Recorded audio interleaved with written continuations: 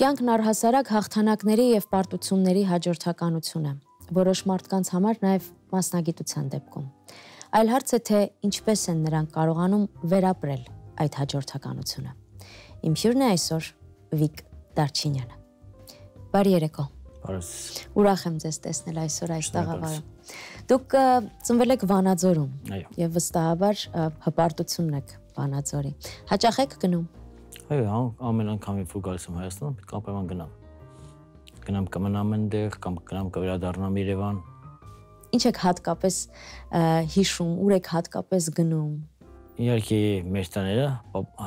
հորական պապական տները, կա միջև հիմա, այնտեղ մնում է, անպայման պետք է մտնեմ դրանց տները, հետո ընկերներիս հանդիպեմ, հանդիպումներ անեմ, մնամ գիշերը կամ վերադառնամ նույն օրը Երևան, տենց։ Ձեր մայրը ռուսաց լեզվի ուսուցչի է։ Այո։ Իսկ ձեր հայրը 15 տարի զբաղվել է ըմբշամարտով եւ ցանկանում էր, որ դուք էլ հետևեք իրեն, թեև դուք ինչ-որ մի շրջան փորձեցիք, բայց դրանից հետո այնուամենայնիվ ընտրեցիք բռնցքամարտը։ Կարող ենք մտածել ու ենթադրել, որ ձեր հայրը նաեւ ցանկանում էր որպես սպորտսմեն իր չիրականացած երազանքը ձեր միջոցով իրականացնել։ Այո, իհարկե, բայց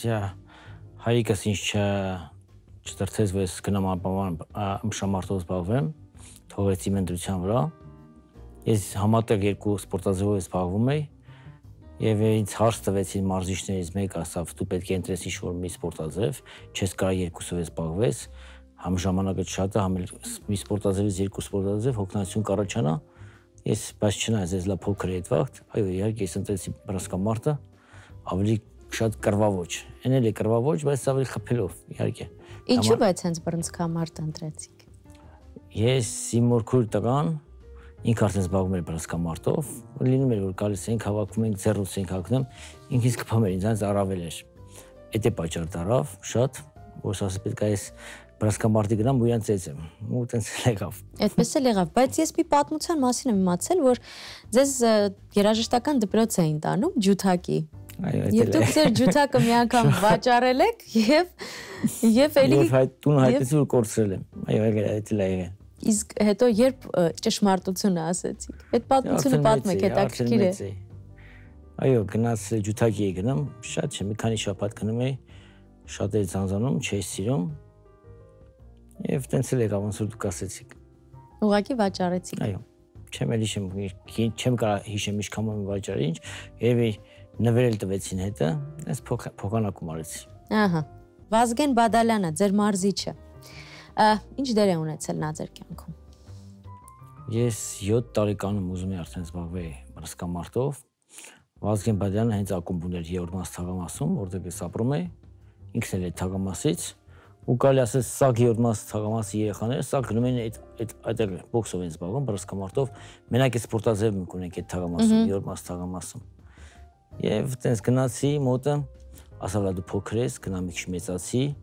գնացի երևի մի 3-4 ամիս անցավ, արդեն 8 տարեկանից լրացավ, վերադարձա մեծացել եմ, արդեն ուզում եմ զբաղվեմ, ու տենց սկսեցի 8 տարեկանից։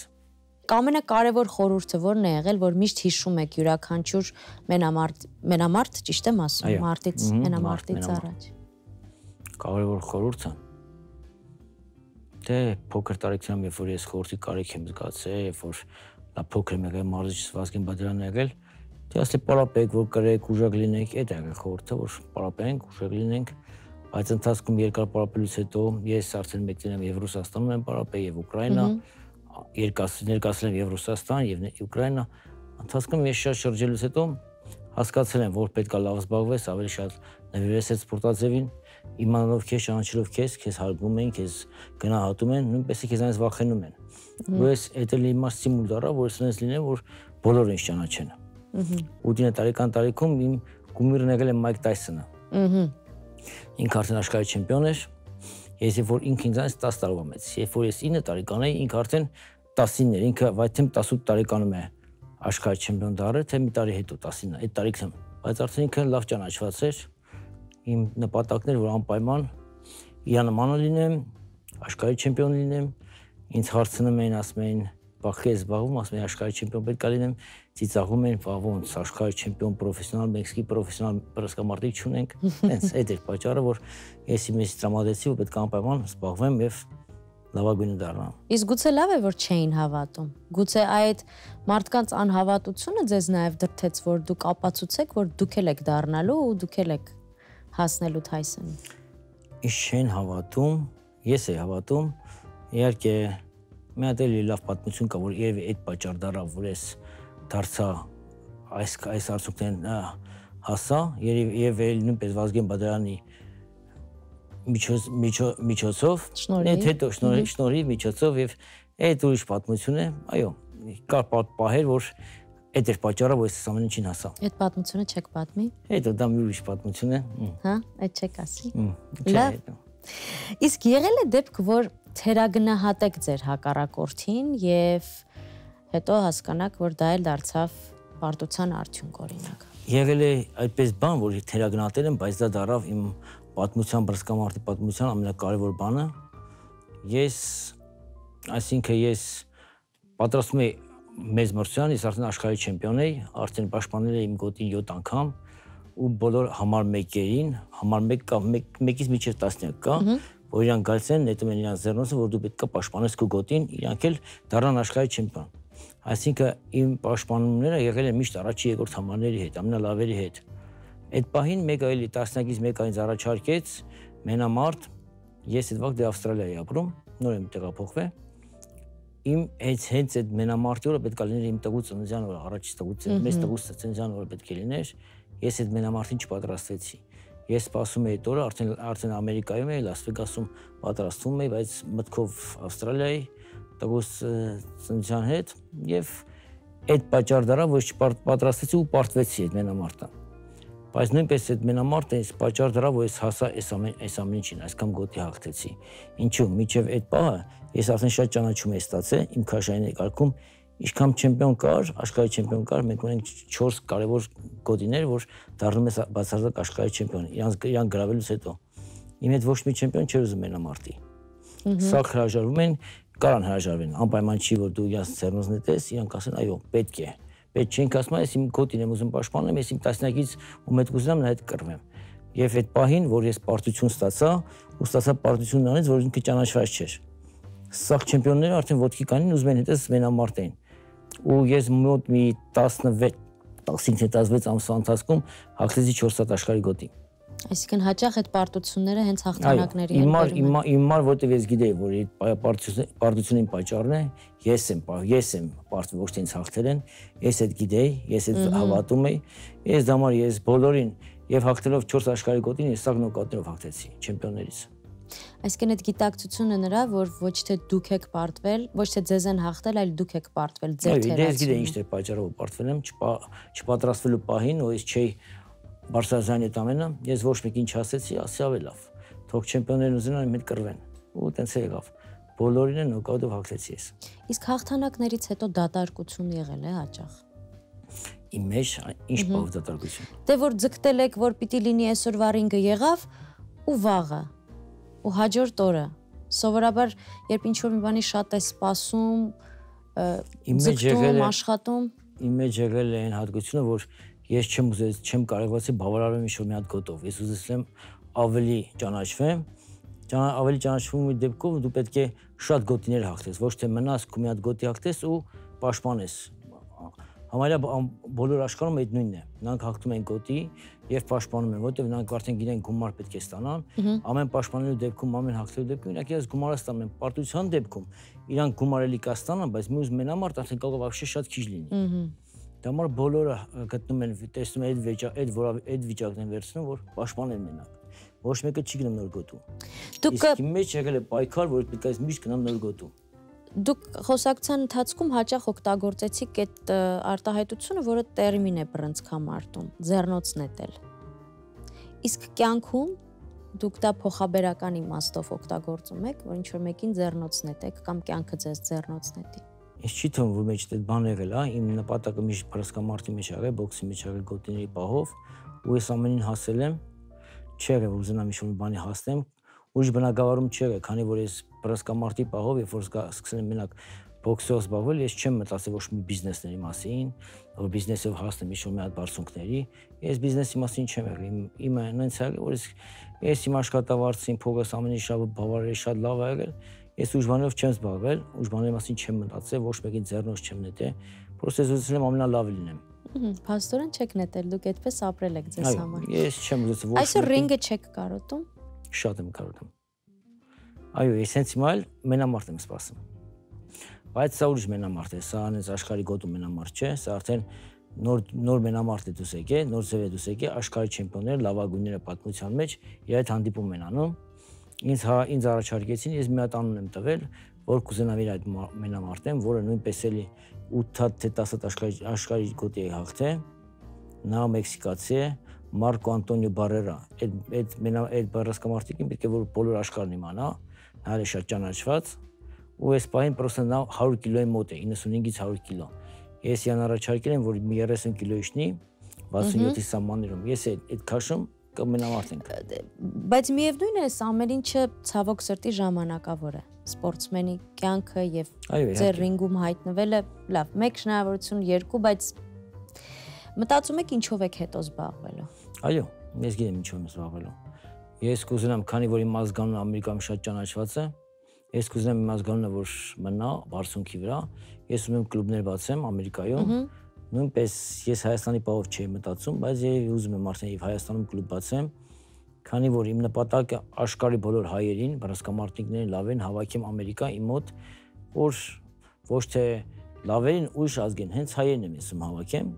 մեր հայ բռնցքամարտիկներին իմ ազգանունի տակ Դարչինյան ակումբ կլինի, պրոմոշն կլինի Դարչինյան, որ հերոստանգությունը իրանց առավելություն կտա, թույլ կտա, որ մենամարտեն աշխարհի հասպարեզում եւ իրանց ցույց տան։ Եթե իրանք արդեն կան այդքան, որ կան իրանց ցույց տան, իրանք կես կօգնեն, որ իրանք աճեն իրանց ազգանունը վերև տանեն։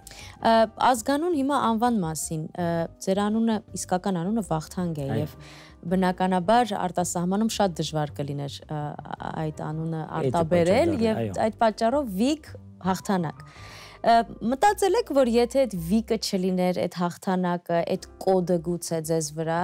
այս հաղթանակները գուցե նաև որոշ առումով ավելի թերի լինեին, որ անունն էլ իր նշանակություն ունեցավ, չէ՞։ Ուզում անունը չլեր, ես կհասնես ամեն ինչին։ Այո։ Հիմա Վիկտորի բառը, խոսքենակ հաղթանակ բառը ոչ մի բան է։ Այո, իմ անունը փոխվեց Վիկ, ես ասացի, ես չեմ ուզում որ դուք ինձ սխալ իմ անունը ասեք, որտեղ չեն կարող Վախթանգ ասեն։ Այդ իրանք առաջարկեցին Վիկտորի բառից Պաբեդա ոնց որ հաղթանակ։ Այո, ասի լավ է, թող լինի, բայց դա կապ չունի։ Ուզում եմ Վիկը լեր, ուզում եմ Արտուրը լեր, ես պետք է այս ամեն ինչին հասնեի։ Կատաղած ցուլ մականունը ինչպես տվեցին, ով տվեց ձեզ։ Դա եղավ առաջի թե երկրորդ մենամարտից հետո, իմ մարզիչներից մեկը Ավստրալիայում։ Ես լայն վաղ անգլերենով վատ էի խոսում, հասկանում եմ մի քիչ, ծերնով որ ցույց տալի խոսում են, ես անգլերեն պարապել էի միջև, հասկանում եմ մի քիչ։ Ինձ ասին որ քոնը sense տանում են, քո մականունը բռնցքամարտի, պետք է դնի կատաղած ցուլ։ Ես այդ մարզիչին արդեն ծեծում էի։ Ասեց ցուլը դու ես բան դե հայկական բնավորությունը գեշ է, տակարյուն միանգամից։ Հետո նույնիսկ ասին չէ, քու ոչն ատես, դու ուզում ես սաղին տապալես, սաղին ոչնչացնես, ասի լավ թող լինի։ Դες ուտես գնաց, առաջի մենամարտից։ Ես իմ ամենաառաջի մենամարտը պրոֆեսիոնալ բռնցքամարտում եղել է կարելի ասել իմ ամենադժվարներից մեկը։ Ու ես շատ հավասարով կրեցի, զորով կրեցի այդ մենամարտը, քանի որ իմ հակառակորդն էր օլիմպիադայից նույնպես իրան ստորագրին, պահել էին Ավստրալիա, Աֆրիկայի չեմպիոններ, շատ լավ մարզիկ էր, կարելի ասել հավասար շատ մենամարտ էր, բայց հետո մենք ռևանշ ունեցանք, ես եւ իրան նոկաուտով հաղթեցի։ Արդեն լավ պատրաստվելուց հետո շատ լավ հաղթեցի, ինքն էլ բռնցքամարտը թարգեց։ Այդ կատաղություն ասեմ, ջղայնություն ասեմ, այդ էմոցիաները ինչպես եք միշտ հավաքել, որ ռինգում ներդնեք։ Այսինքն այդ մարդուն դուք պիտի չսիրեիք, պիտի ատել բառը չեմ ուզում օգտագործել, բայց այդ ինչ պիտի արթնացնեիք ձեր մեջ, որպեսզի այդ հաղթանակին հասնեիք։ Այո, մնալով Ավստրալիայում ես իմացել եմ պետք է անեմ այն ամենը, որ բոլորն էլ հիշեն ինձ ու ասեն, որ երևի պատճառ կար կամ ինքը։ Ես շատ փիշ ձգտում ունեի, ես իմ մեջ դրել եմ, ես մտնում էի դալիճ, կարող է 6 ժամ, 8 ժամ դալիճից դուրս չէի գալի, մենակ։ Ես չեմ ուրիշների հետ մարզվել, ես մենակ էի մարզվել այդ պահին, միջև սկզբի մի քանի ամիսը կարելի ասել մի առաջի մի տարին, ես մենակ էի մարզվում։ Մտնում էի ու մեշոկ էի ծեծում սաղուրը։ Կարող է մի 2-3 ժամ մեշոկին ծեծեի, մի 2 ժամ պրես անեի, ժիմ անեի, այդպես շատ երկար ժամանակ, այո։ Չէ, բայց այստեղ դա ֆիզիկականն է, բայց հոգեպես ինչպես եք տրամադրվում։ Հենց այստեղ որ ես այդ ամեն ինչը։ Ահա։ Բայց երբ ձեր ասած մեշոկը չի, այլ մարդ է։ Հետո մարդկանց վրա ավելի հեշտ է ստացվում։ Մարդկանց վրա ավելի հեշտ է, քան մեշոկի վրա։ Մեշոկին ինչքան ծեծում ես, կայնած անում։ Իսկ մարդը արդեն արդյունքում։ Մի քանի ռաունդում արդեն ես եղավ պահ, որ 15 մենամար ես բոլորը նոկաուտով հաղթեցի։ Միջև աշխարհի գոտին։ Չնայած հետո աշխարհի գոտին էլ հաղթեցի 7 մենամարտ նույնպես։ Բայց կյանքում էլ եք այդպիսի բռնկում, թե կյանքում այդպիսին չեք։ Ես չէ, ես մի անգամ մարդ ծեծել, դա եկել է Կիևում, Ուկրաինա, այդի անխելոք չպահեց, այդ շատ տվեց ու ես ինքս համին վրա զարմացա, որ դες կարամ խփելով դες վնասնամ։ Ինքն էլ շատ մեծ էր։ Մի քիչ խմացել էր, ինձ կպավ բարերով, տենց այդ էր պատճառը ու այդ աղել։ Ես կռիվ չեմ անի, ես արդեն ընդդեղել, արդեն ճանաչում եմ ստացել, ինձ սաղ ճանաչում են։ Պահ չէ, ես չեմ ասում, որ ես խեղճ չեմ կամ խելոք եմ, դամար չեմ կռիվ արել, պրոստի մեծ ոչ մեկը չուզեց եւ կռիվ անի։ Բայց բռնկ ունեք դուք։ Այո, շատ։ Կյանքում բռնկ ունեք շատ։ Ուկրաինա, Ավստրալիա, Ամերիկայի Միացյալ Նահանգներ, երկրներ, որտեղ ավելի երկար եք մնացել։ Բայց բոլոր ճանապարհները ձեզ բերեցին էլի Հայաստան, որտեղ դուք հանդիպեցիք ձեր կնոջը Ջավահերին։ Այո, այդ պատճառն էր, որ հաղորդման պահներ, հաղորդումին մասնակցեցի, շփվեցինք, բանարեցինք, ու այդպես պատճառ դարավ, պատճառն ես իհարկե գիտեք, ես արդեն 2 հատ տղա ունեմ, կին ունեի, բաժանվել էի արդեն մի քանի տարի։ Ես էլ իմաստ չէի գտնում ամուսնության։ Ես ավելի շատ ուզում էի վայելեի արդեն։ Ես կամ մի օր այստեղ լինեմ, մի օր Եվրոպա, մի օր Ամերիկա։ Ես պասպորտներ ունեմ, վիզա ավստրիական պասպորտը ինձ հնարավորություն տալի ամեն երկիր լինեմ, ես ընդդիան քաղաքացի եմ։ Այո, հանդիպելով Ջավահերին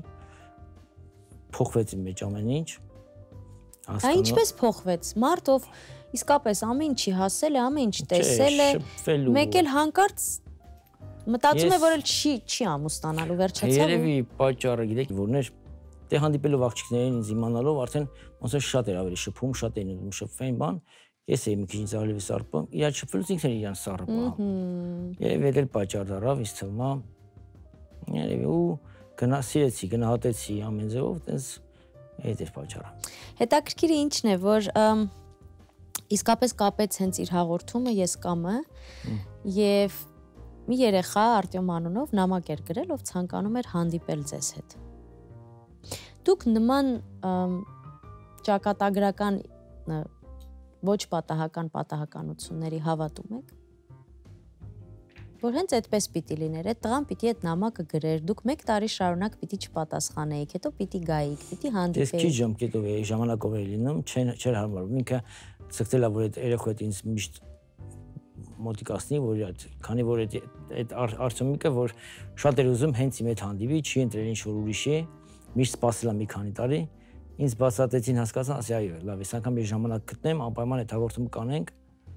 քանի որ դրանից առաջ վայթեմ 2 անգամ էլ եկել եմ, իրանք ինչ չեն կայացել բռնեն, ես էլի մեկն եմ, դուրս եմ եկել։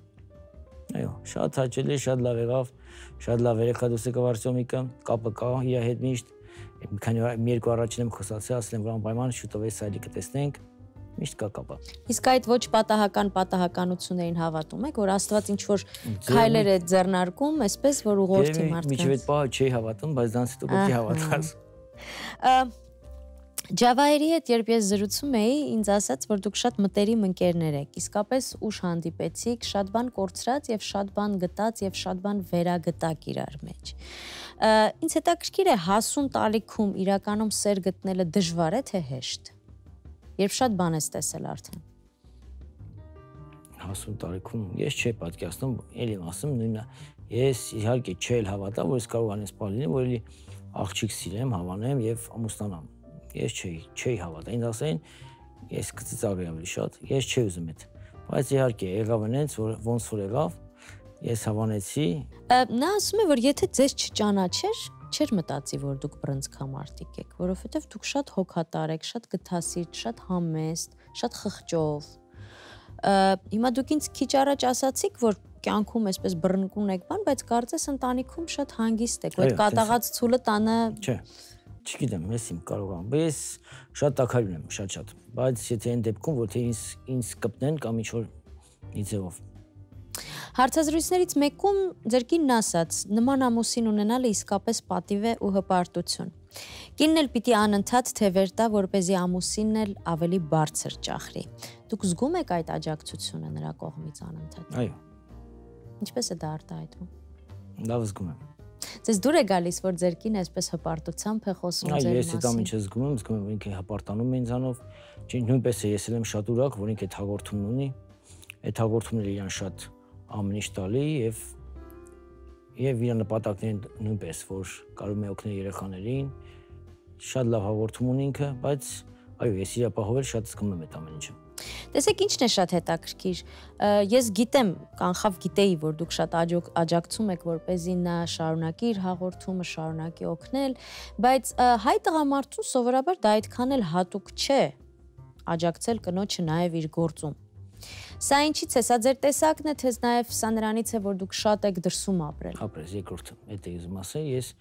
շատ եմ եղել ամբողջ աշխարհում, շատ տեղեր եմ ապրել, շատ եմ դրսում եղել, կարելի ասել 14-15 տարեկանից արդեն դրսներն եմ կարելի ասել, Ուկրաինա, Ռուսաստան, Եվրոպա, Ամերիկա, վերջնական Ավստրալիա, այո, այդ ամենը նկատելով, աղջիկներից շփվելով ես իմացել եմ ինչն է իրանց այդպես պետք է որ իրանք հանգիստ լինեն, իրանց իմանան ինչ են ուզում եւ հավատարին իհարկե այդ ամեն ինչը սաղ միտեղ համատեղ եւ ես գտել եմ որ ես ինչ է որ մեկի այդ խոսացել ենք ինքնից համոզել եմ որ հաղորդումյան պետք է ես եմ իրան ասել ես եմ ասել ուզում եմ քո հաղորդումները ինչ դու մնաս չէ որ երբ կինը երջանիկ է ձեր կողքին նաեւ իր աշխատանքի մեջ նաեւ ավելի կկարողանա երջանկացնել ձեզ այո Ինչպես արձագանքեցիք, երբ իմացաք, որ Ջավահիրը որոշել է ձեր որդու անունը Վիկ դնել։ Շատ ուրախացա։ Չնայած չի կարելի ասել ես սպասում էի, բայց ես գիտեի, որ ինձ մի անուն կլինի, որովհետև ես իրան էի տվել, որ ինքը ընտրի անունը երախում։ Ես ուզում եմ, որ ինքը հենց այդ դրանով էլ գա։ Ես իրան չի ասել, ինքը չգիտի, բայց ես զգում եմ, ես ուզում եմ, որ ինքը այդ իրանից գա։ Այո։ Ես ինքս չի ասի։ Բայց ինքը զգացել էր, դա որ։ Չեմ ասում զգացել, ես ցույց չեմ տա, որ ինքը զգա։ Դու զգացել ես հաստորեն ներքուստ։ Ես հավատում եմ, որ ինքն էս մի բան կանի, որ ավելի լավ կլինի բոլորիս համար։ Այսինքն մեր համար էլի։ Դե ճիշտ ընտրություն է կատարել փաստորեն։ Դուք ձեր որդու մեջ ձեզ եք տեսնում։ Ինքը լայս պայն փոքր է։ Երբ որ ինքը արդեն մի քիչ մեծանա, արդեն քայլի, արդեն դա ոնց է սպաղվում, ոնց է իրան պահում, երևի ավելի այս բանը դե չեմ կարող իսյան ասեմ, որ ինքը կդառնա բռսկամարտի կամ աշխարհի չեմպիոն կամ ինչ դա ցույց կտա արդեն առաջ։ Դա դրած մի կողմ։ Այն իմաստով, որ տեսեք դուք երկու որդի ունեք եւ ավելի երիտասարդ տարիքում եք ունեցել նրանց։ Իսկ ավելի մեծ տարիքում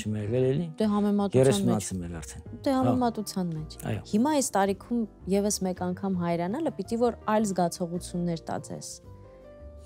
Երկուս որդու պահա որ մեկը 14 տարեկան է, մեկը 7, ես իրանց մեծանալը չեմ տեսել։ Ես միշտ սպառապունքների մեջ եմ եղել։ Կարելի ասել ես տարին 10 ամիս միշտ պարապել եմ։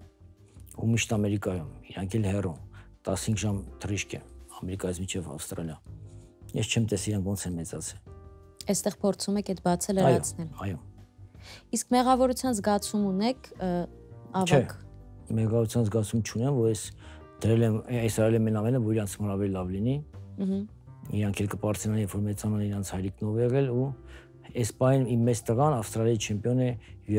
բանից ջուջիցու։ Դա UFC տեսակն է, որ պարապում են ջուջիցով, հետո փոխում են բոյբես պրագը։ Ինքն Ավստրալիայի չեմպիոն է, այո։ Շատ ատլետ տղա ունեմ, մեծս։ Իսկ կցանկանաք, որ ձեր 3 որդիներից մեկը ամեն դեպքում կապ չունի որ մեկը, բայց շարունակի ձեր։ Այո, իհարկե, կուզենամ 3-ն շարունակեն։ Բայց ես այն դեպքում թույլ կտամ իրան շարունակեն, կմտնեն, կասեմ կթողամ 5 տարի պարապեն, որ արդեն հասնեն պահը, որ արդեն մեծ մրցումներ պետք է մասնակցեն։ Ես իհարկե ես կնկատեմ, ես արդեն այդ բնակավարում շատ ուժեղ եմ, բռսկամարտի ես կնկատեմ իրանց կարելի է շարունակել, թե ոչ, ինքը հարված կստանա, գլխին իրան վնաս կտա, եթե սկանամ, որ ինքը այդ չունի այդ ամենը, որ կարա իրան պաշտպանի, վնասված չստանա, կթողամ շարունակի։ Իսկ եթե հասկանամ, որ չէ, ինքը չկա այդ վիճակում, ես իրան չեմ ասի, որ դու կամ չկաս, որ դառնաս աշխարհ, ես կանեմ, որ ձևափոխեմ, հեռացնեմ սպորտաձևից։ Ամեն դեպքում։ Տեսեք, Հետաքրքիր բան ասացիք, եթե կարողանամ պաշտպանել եւ իհարկե բնականաբար չեմ ասի, որպեսզի չկոտրեք իրենց։ Բայց սպորտից զատ որտեղ եք տեսնում իրենց։ Որտեղ ձեր ամբողջ կյանքն է սպորտ։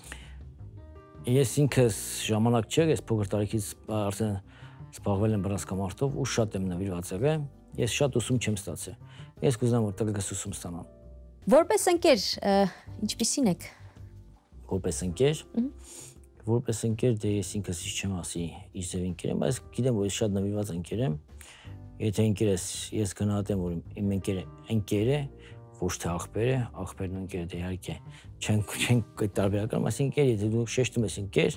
դա դու ամեն ձև պետք է նվիրվես քո ընկերոջը։ Դու կարաս ընկեր ունենաս մի քանի հատ, չես կարող 10-20 ընկեր ունենաս։ Դու չես կարող 20 հոգու նվիրվես կամ իրանք քեզ նվիրվեն։ Ընկերներն են, որ դու պետք է իրանց հետ ավելի շատ ժամանակ հասկացնես։ Այսինքն որ մի շատ որ ունեն, դու չես կարող բոլորի շատ ժամանակ հասկացնես։ Կարաս ընդհանրապես 2 հատ, 3 հատ լավ ընկեր ունենաս։ Ավել արդեն դա հանգերություն է, աղբերություն է։ Դա համար ես ընկեր էդ է,